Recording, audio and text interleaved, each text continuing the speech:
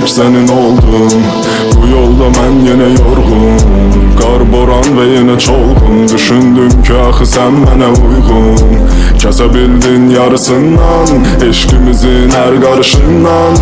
Nifrətimi sənə saxlamışam, nə edə bilərəm axı geri qalanından.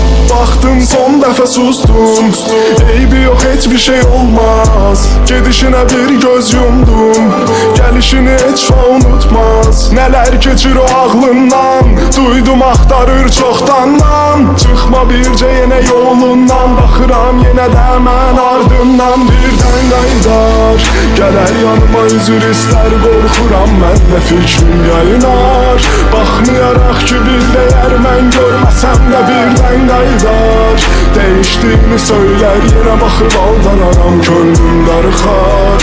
Amma qəbul edə bilmərəm axı özləsəm də birdən qaydar. Gələr yanıma üzür istər, qorxuram mən də fikrim yayınar. Baxmayaraq ki bir dəyər mən görməsəm də birdən qaydar. Değiştiğini söyler yine baxıb aldanaram, könlüm darıxar. Amma qəbul edə bilmərəm axı özləsəm də.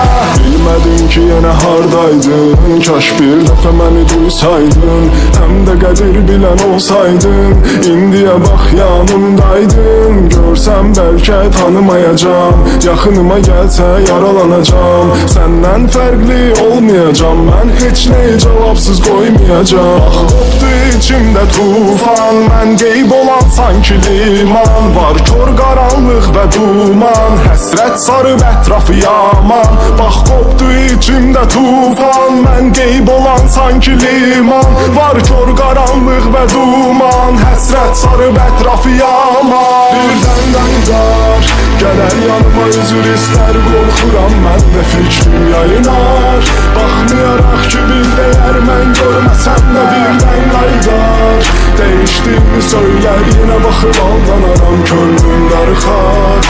Amma qəbul edə bilmərəm axı özləsəm də birdən qaydar. Gələr yanıma üzür istər, qorxuram mən də fikrim yayınar.